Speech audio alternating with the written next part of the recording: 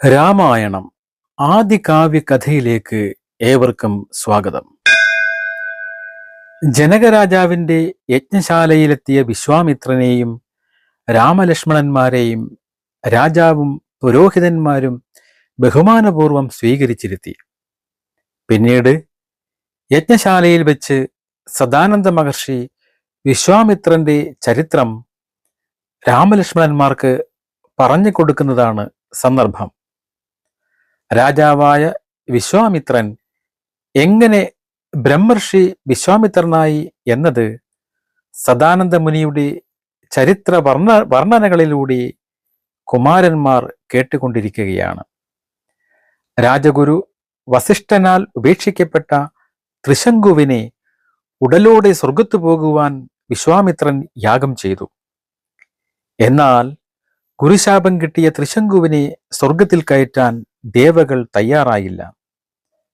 വിശ്വാമിത്രൻ തപശക്തി കൊണ്ട് മറ്റൊരു സ്വർഗം സൃഷ്ടിച്ച് അതിൻ്റെ അധിപനായി ത്രിശങ്കുവിനെ വാഴിച്ചു. അതിനുശേഷം രാജ്യത്തിൻ്റെ തെക്കൻ ദേശത്തു നിന്നും പുഷ്കരമെന്ന സ്ഥലത്തേക്ക് വിശ്വാമിത്രനും സംഘവും എത്തി അവിടെ താമസിച്ചു. അത് അയോധ്യാപതിയായ അംബരീഷൻ ഒരു യാഗം നടത്താൻ ഒരുങ്ങിയ സമയമായിരുന്നു. ആ സന്ദർഭത്തിൽ ദേവേന്ദ്രൻ യജ്ഞപശുവിനെ കട്ടുകൊണ്ട് പോയി.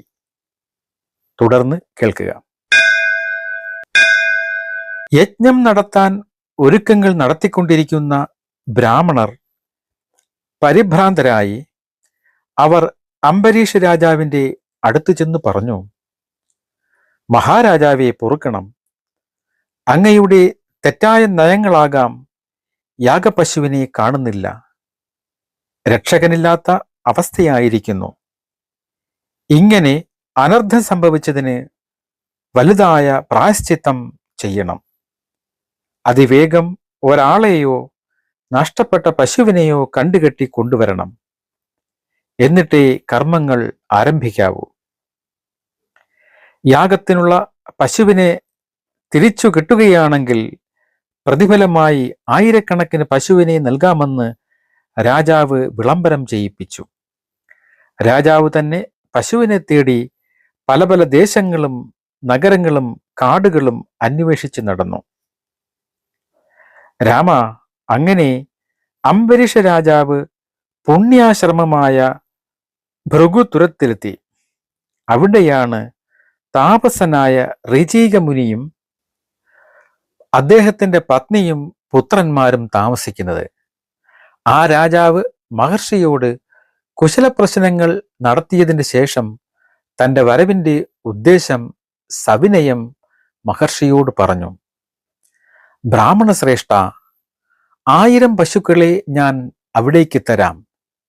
യജ്ഞപശുവാകാൻ അങ്ങയുടെ ഒരു പുത്രനെ എനിക്ക് തരണം. യാഗശാലയിൽ നിന്ന് യാഗപശുവിനെ ആരോ കട്ടുകൊണ്ടുപോയി. നാടൊട്ടുക്ക് നടന്നു മടുത്തു. യജ്ഞപശുവിനെ കിട്ടിയതുമില്ല. ഇതിൽ നിന്ന് ഒരു പുത്രനെ തന്നാൽ ഞാൻ ഏറ്റവും നന്ദിയുള്ളവനാകും. തേജസ്സേറിയ ഋചീക മുനി പറഞ്ഞു, രാജേന്ദ്ര, സീമന്തപുത്രനെ ഞാൻ ഒരിക്കലും വിൽക്കുകയില്ല. മഹർഷിയുടെ വാക്കുകൾ കേട്ടപ്പോൾ അദ്ദേഹത്തിന്റെ ഭാര്യ ഉടനെ രാജാവിനോട് പറഞ്ഞു, രാജാവേ, ഭൃഗുനന്ദനൻ മൂത്ത മകനെ തരുന്നതല്ല എന്ന് പറഞ്ഞുവല്ലോ. അതുപോലെ ഇളയവനെ ഞാൻ ഒരിക്കലും തരികയില്ല. എൻ്റെ ഓമനക്കുട്ടിയാണ് ഈ ചെറിയവനായ ശുനകൻ. ഭൂരിപക്ഷം പിതാക്കന്മാരും മൂത്ത കുട്ടിയിലാണ് സ്നേഹം പ്രകടിപ്പിക്കുന്നത്.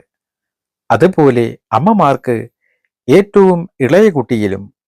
അതുകൊണ്ട് രാജാവേ, അവനെ ഞാൻ തരില്ല. പിതാവിൻ്റെയും മാതാവിൻ്റെയും വാക്കുകൾ കേട്ട മധ്യമനായ പുത്രൻ സുനശേഭൻ രാജാവിനോട് പറഞ്ഞു, മഹാരാജാവേ, ജ്യേഷ്ഠനെ വിൽക്കുന്നതല്ലെന്ന് അച്ഛൻ പറഞ്ഞു.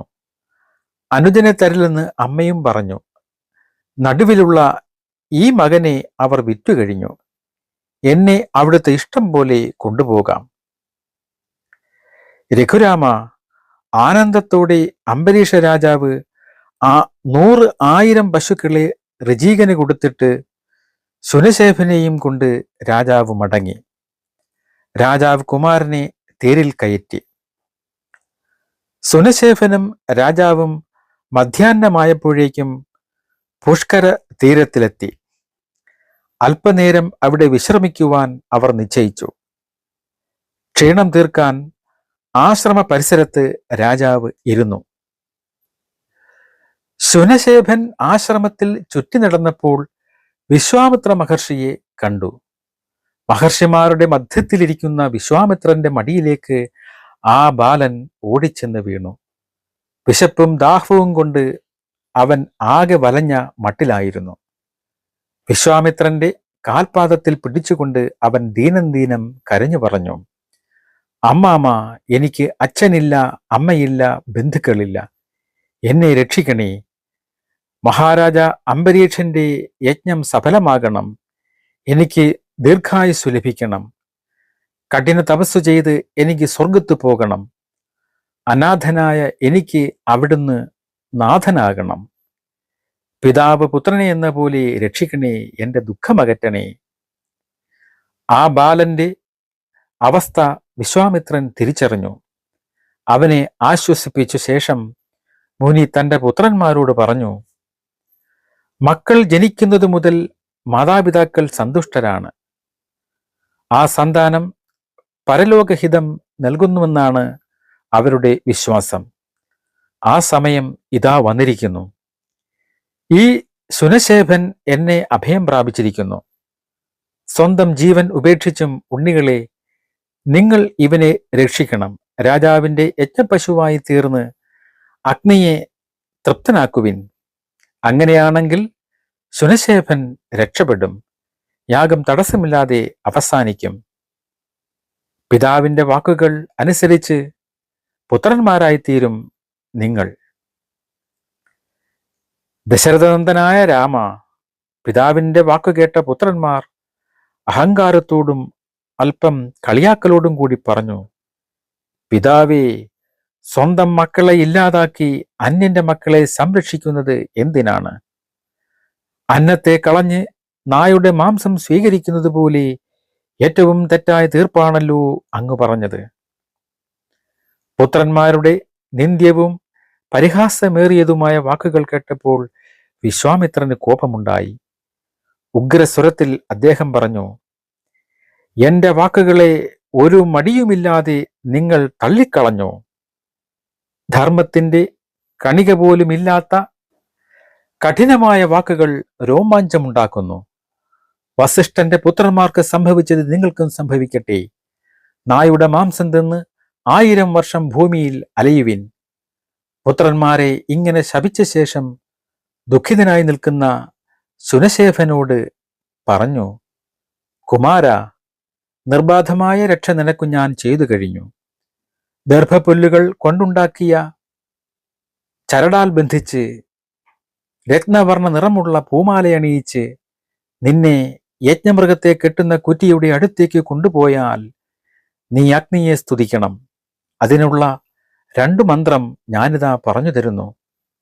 അംബരീഷിന്റെ യജ്ഞാവസാനത്തിൽ ഈ ദിവ്യസ്തുതികൾ കൊണ്ട് നിനക്ക് നന്മയുണ്ടാകും.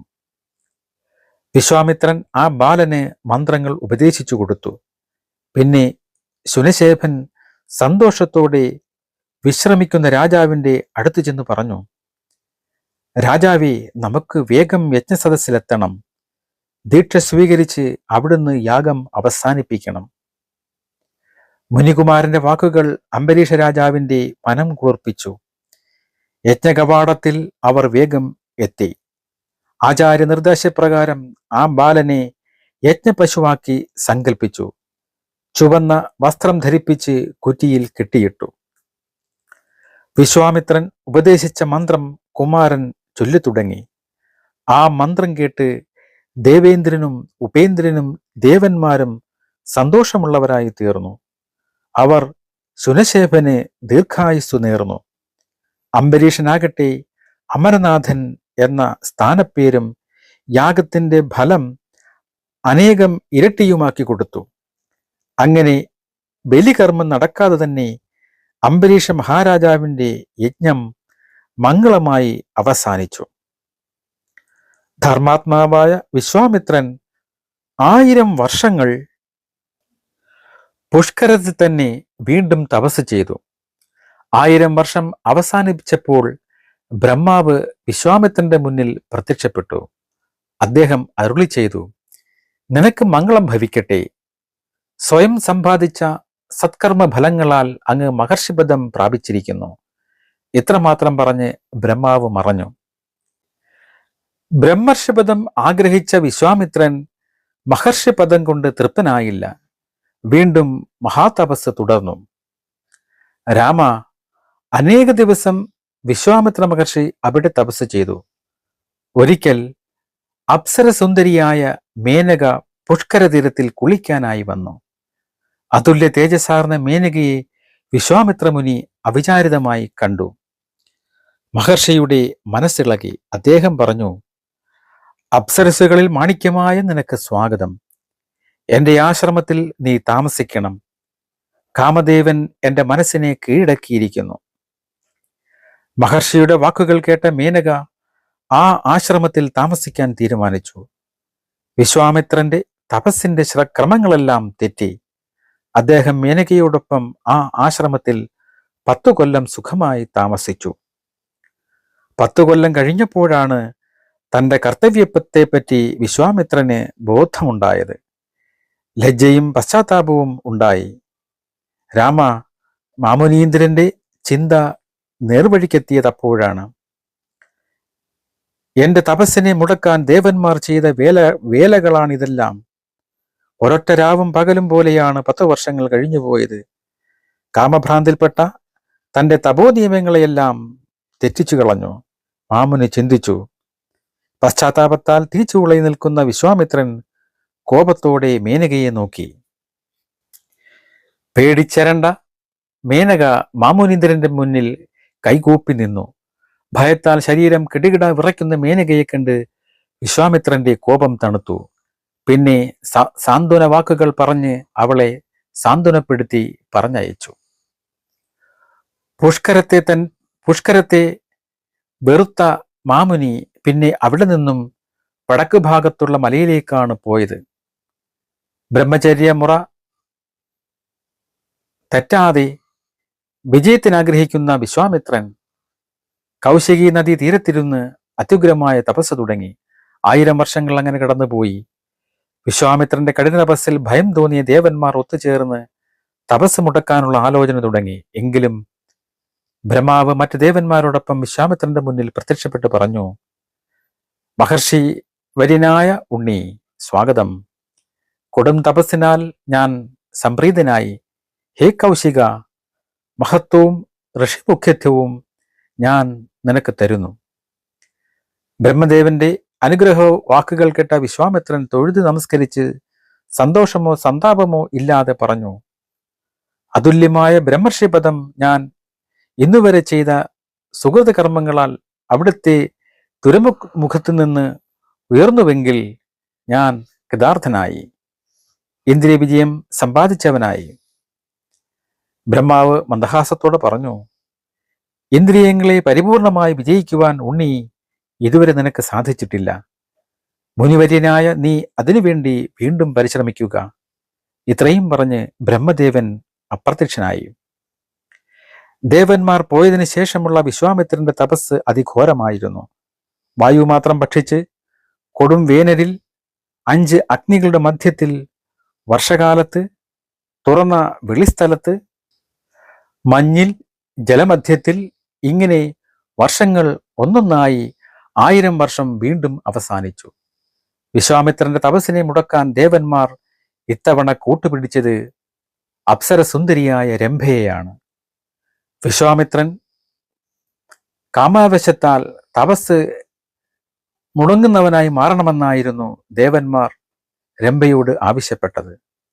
വിശ്വാമിത്രന്റെ കോപം തനിക്ക് താങ്ങാൻ കഴിയില്ലെന്ന് രംഭ പറഞ്ഞപ്പോൾ, നീ എന്റെ നിർദ്ദേശം അനുസരിച്ചാൽ മതി, സഹായത്തിന് ഞാൻ കൂടെയുണ്ടാകുമെന്ന് ഇന്ദ്രൻ പറഞ്ഞു. അങ്ങനെ രംഭ അതിസുന്ദരീ രൂപത്തിൽ വിശ്വാമിത്രന്റെ ആശ്രമ പരിസരത്ത് വന്നു. വിശ്വാമിത്രൻ രംഭയെ കണ്ടു. കൗശികൻ മനസ്സിനെ ഉറച്ച നിലയിലാക്കി. ഇതെല്ലാം ദേവേന്ദ്രന്റെ വേലകളാണെന്ന് മാമുനീന്ദ്രന് മനസ്സിലായി. കോപാന്ധനായ മാമുനീന്ദ്രനിൽ നിന്ന് ശാപവാക്കുകളാണ് പിന്നീട് പുറപ്പെട്ടത്. രംഭേ, കാമത്തെയും ക്രോധത്തെയും ജയിക്കുവാൻ ആഗ്രഹിക്കുന്ന എന്നെ വഞ്ചിച്ച നീ ഒരു കരിമ്പാറയായി തീരട്ടെ. 10,000 സംവത്സരം ഈ നിലയിൽ കഴിഞ്ഞാൽ തപോബലമുള്ള തേജസ്വിയായ ഒരു ബ്രാഹ്മണൻ നിന്നെ എന്റെ ശാപത്തിൽ നിന്നും കരകയറ്റും. പെട്ടെന്ന് തന്നെ രംഭ ഒരു പാറയായി മാറി. വിശ്വാമിത്രന്റെ മനസ്സ് അലയടിക്കുന്ന കടല് പോലെയായി. ഇതുവരെയും തനിക്ക് ക്രോധത്തെ ജയിക്കുവാൻ കഴിഞ്ഞല്ലോ എന്ന ചിന്തയായി. ഇന്ദ്രിയ നിഗ്രഹം സാധിക്കാൻ കഴിയാഞ്ഞതിനാൽ അദ്ദേഹത്തിന്റെ മനസ്സമാധാനവും നഷ്ടപ്പെട്ടു. എന്തുതന്നെ വന്നാലും മേലിൽ ഞാൻ കോപിക്കുകയില്ല എന്ന് വിശ്വാമിത്രൻ ശപഥം ചെയ്തു. അതിനുവേണ്ടി ഇന്നു മുതൽ ഒരാളോടും ഒരു വാക്കുപോലും പറയില്ലെന്ന് തീർച്ചപ്പെടുത്തി. ഇത്തരത്തിൽ വീണ്ടും 1000 വർഷങ്ങൾ മുനിപുങ്കവൻ തപസ് ചെയ്ത് അവസാനിപ്പിച്ചു. അതിനുവേണ്ടി അദ്ദേഹം പോയത് ഹിമാലയം വിട്ട് കിഴക്കൻ ദിക്കിലേക്കാണ്. മഹാമരം പോലെ മൗനിയായി നിന്ന മുനിക്ക് പലതരത്തിലുള്ള വിഘ്നങ്ങളും നേരിടേണ്ടി വന്നു. എന്നാൽ കോപത്തിന്റെ നേരിയ ലാഞ്ചന പോലും അദ്ദേഹത്തിൽ ഉണ്ടായില്ല. 1000 വർഷം കഴിഞ്ഞ് അദ്ദേഹം ഭക്ഷണം കഴിക്കാൻ ഒരുങ്ങിയതുപോലും. വെച്ച ചോറ് വിളമ്പിയപ്പോൾ ദേവേന്ദ്രൻ ഒരു ബ്രാഹ്മണ വേഷം ധരിച്ച് അദ്ദേഹത്തിന്റെ മുന്നിൽ വന്നു. വിശപ്പുമായി വന്ന ആ അന്തണന് വെച്ച ചോറ് മുഴുവൻ സന്തോഷത്തോടെ വിശ്വാമിത്രൻ നൽകി. മൗന വ്രതത്തിലായിരുന്ന മുനി ബ്രാഹ്മണനോട് ഒന്നും പറഞ്ഞതുമില്ല. അടുത്ത 1000 വർഷം തപസ് തുടങ്ങിയപ്പോൾ തന്നെ ശിരോമധ്യത്തിൽ നിന്ന് അത്യുജ്വലമായ കാന്തിയാർന്ന അഗ്നി ആളിക്കത്തി തുടങ്ങി. 3 ലോകങ്ങളും അതിന്റെ ചൂടിൽ എരിപുരി കൊണ്ടു. ദേവഗണങ്ങളുടെ ഓജസ് വിശ്വാമിത്രന്റെ തപോജ്വാലയാൽ കെട്ടു. എല്ലാവരും കൂടി ബ്രഹ്മദേവന്റെ അടുത്തെത്തി പറഞ്ഞു, ദേവദേവ, പലതരത്തിലുള്ള വിഘ്നങ്ങൾ ഉണ്ടായെങ്കിലും അതൊക്കെ അതിജീവിച്ച് വിശ്വാമിത്രൻ തന്റെ തപസ് ആളിക്കത്തിക്കുകയാണ്. അതിസൂക്ഷ്മമായി നോക്കിയിട്ട് പോലും കൗശികനിൽ അല്പം പോലും പാപം കാണുന്നില്ല. അദ്ദേഹം ഇച്ഛിക്കുന്നത് നൽകാതിരുന്നാൽ തപശക്തിയാൽ ലോകം മുടിച്ചു കളയും. ഭഗവാനെ, വേറെ പോംവഴിയൊന്നും കാണുന്നില്ല. ദേവദേവൻ മറ്റു ദേവന്മാരെ മുൻനിർത്തി വിശ്വാമിത്രന്റെ അടുത്ത് ചെന്ന് മധുരമായി പറഞ്ഞു, അല്ലയോ ബ്രഹ്മർഷിവര്യ, അങ്ങയ്ക്ക് സ്വാഗതം. അങ്ങയുടെ തപസ് ഞങ്ങളെ ഏറ്റവും സന്തുഷ്ടരാക്കി. ഹേ കൗശിക നന്ദന, തപസ്സുകൊണ്ട് അങ്ങ് ബ്രാഹ്മണ്യത്തെ സമ്പാദിച്ചു കഴിഞ്ഞു. ഞാൻ അങ്ങയ്ക്ക് ദീർഘായുസ്സും ഇതാ നൽകുന്നു. ബ്രഹ്മൻ സ്വസ്തി വരട്ടെ. അങ്ങയ്ക്കിനി മടങ്ങിപ്പോകാം. വിധാതാവിന്റെ വാക്കുകൾ കേട്ട് വിശ്വാമിത്രൻ പറഞ്ഞു, ഭഗവാനേ ദേവദേവ, ബ്രാഹ്മണ്യവും ചിരായുസ്സും എനിക്ക് സിദ്ധിച്ചുവെങ്കിൽ ഓംകാരവും വഷ്ടകാരവും എന്നെ കൈവരിക്കട്ടെ. ക്ഷത്രവേദത്തിലും ബ്രഹ്മവേദത്തിലും വിജ്ഞരായവരിൽ അദ്വിതീയനായ ബ്രഹ്മർഷി ഭഗവാൻ വസിഷ്ഠൻ എന്നോട് ഈ ആഗ്രഹം കൈവന്നതായി അരുളി ചെയ്യട്ടെ. എന്റെ ഈ ഇഷ്ടം നിറവേറ്റിത്തന്ന് നിങ്ങൾ മടങ്ങി എഴുന്നള്ളിയാലും. ദേവന്മാരുടെ ആഗ്രഹമറിഞ്ഞ ബ്രഹ്മർഷി വസിഷ്ഠൻ അവിടെ എത്തിച്ചേർന്നു. വിശ്വാമിത്രനുമായി സൗഖ്യം ചെയ്ത് ഇങ്ങനെ അരുളി ചെയ്തു, അങ്ങ് ബ്രഹ്മർഷിയായി തീർന്നിരിക്കുന്നു, സംശയമില്ല. ഏതൊന്നും അങ്ങയ്ക്ക് ഇനി സിദ്ധമായി വരും. അതിനുശേഷം ദേവന്മാരും മഹർഷിമാരും മറഞ്ഞുപോയി. രഘുരാമ, ഈ നിൽക്കുന്ന വിശ്വാമിത്ര മുനി ഇത്തരത്തിലാണ് ബ്രാഹ്മണ്യം നേടിയത്. രാമ, ഇദ്ദേഹം മാമുനീന്ദ്രന്മാരുടെ ഇന്ദ്രനാണ്, മൂർത്തീകരിച്ച തപസ്സാണ്. ഗൗതമമുനിയുടെ പുത്രനായ സദാനന്ദ മഹർഷി ശ്രീരാമലക്ഷ്മണന്മാരോട് വിശ്വാമിത്ര ചരിത്രം ഇങ്ങനെ പറഞ്ഞ് അവസാനിപ്പിച്ചു. ജനക മഹാരാജാവ് കൈകൂപ്പിക്കൊണ്ട് വിശ്വാമിത്രനോട് പറഞ്ഞു, ഭഗവാനെ, ഞാൻ ഇന്ന് ധന്യനായി, അനുഗ്രഹീതനായി. കാകുസ്ഥജാതരായ രാജകുമാരന്മാരോടൊന്നിച്ച് എന്റെ യജ്ഞത്തിൽ ധർമ്മശീലനായ അവിടുന്ന് എത്തിയല്ലോ. അതു കാരണം അനേകം നന്മകൾ എനിക്ക് വന്നു ചേർന്നു. അങ്ങയുടെ ചരിതം ഞങ്ങൾ എല്ലാവരും കേട്ടു. ഇപ്പോൾ സന്ധ്യയായിരിക്കുന്നു. നാളെ പ്രഭാതത്തിൽ അവിടുത്തെ ദർശിക്കുവാൻ ആഗ്രഹമുണ്ട്. എനിക്ക് വിട നൽകിയാലും. ബ്രഹ്മർഷി വിശ്വാമിത്രൻ രാജാവിനെ വിട നൽകി. രാജാവ് അരമനയിലേക്ക് പോയി. യജ്ഞവാടത്തിനടുത്തുള്ള താമസ സ്ഥലത്തേക്ക് വിശ്വാമിത്രനും രാമലക്ഷ്മണന്മാരും പോയി. അന്നത്തെ രാത്രി അങ്ങനെ അവസാനിച്ചു.